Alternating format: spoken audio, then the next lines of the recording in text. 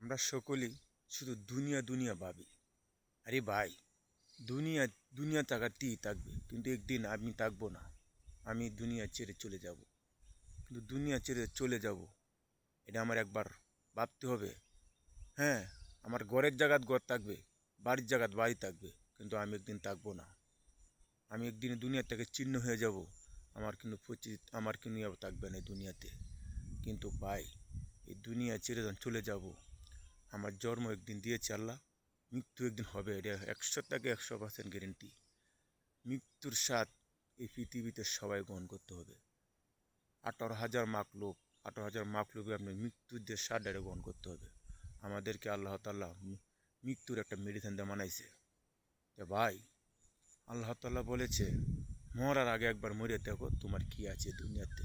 ভাই, মরার আগে মরিয়া দেখারও একটা বিষয় আছে। তো হইলে আপনি দেখতে পাবেন দুনিয়াতে আপনি কি আপন কি পর। যার এই দুনিয়াতে আপনি বেশি আপন মনে করবেন, সেই কিন্তু আপনার মনটা ভাঙ্গিয়ে দিবে, তছনছ করে দেবে আপনাকে। আপনি যাকে বিশ্বাস করবেন, সে কিন্তু আপনি অবিশ্বাসের কাজ করবে। যাকে আপনি ভালোবাসবেন, সে কিন্তু আপনাকে অবহেলা করবে। তা ভাই, এই দুনিয়ার পিছনে না দৌড়িয়া চলেন আমরা সকলেই আল্লাহ তাআলা হুকুম হাকাম যা আছে সব মানি। আল্লাহর হুকুম যদি আমরা মানতে পারি, আমার দুনিয়াতে একটি শান্তি হবে, আখেরাতের শান্তি তো শেষ নেই। আর যদি আমি আখেরাতে গিয়া ধরা খাই, আমার প্রথম গাড়ি হবে আমার কবর। যদি কবরে গিয়ে আমি ধরা খাই ভাই, তাহলে আর উপায় নাই, কষ্টের শেষ নাই। আরে মেয়ে, দুনিয়াতে আমরা বলি কষ্টরই কষ্ট, কিন্তু মরার পরে দেখতে পারবেন তো কবরে আপনাকে ধরা খান কাকে বলে কষ্ট। তো ভাই, আমরা যারা মুসলমান, চলেন সবাই 5 ওয়াক্ত নামাজ পড়ি।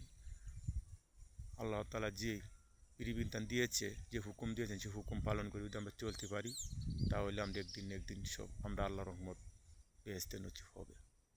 বেহেশতে কামাই করতে গেলে তাহলে এটা দুনিয়াতে কিছু মাল সাবানা তৈরি করতে হবে। আরে মিয়া, দুনিয়ার আমার মাল সাবানা দুনিয়াতে তৈরি করতে হবে। দুনিয়াতে যদি আমি মাল সাবানা তৈরি করে যেতে পারি, আমি আল্লাহর হুকুম হাকাম মানে চলতে পারি, 5 ওয়াক্ত নামাজ পড়তে পারি, হজ জাকাত দিতে পারি, হজ করতে পারি, হ্যাঁ জাকাত দিতে পারি, আল্লাহর যে বিধিবিধান নবীর যে তরিকা চলতে পারি, তাহলে ভাই আমি মরার পরে আমি জান্নাত পাবো। ভাই, আমরা তো জান্নাতের আশাই করি নাকি? কেউ কি চায় আমি জাহান্নামে যাই? কেউ চায় না। কিন্তু জাহান্নামে কেন যাবো জানো?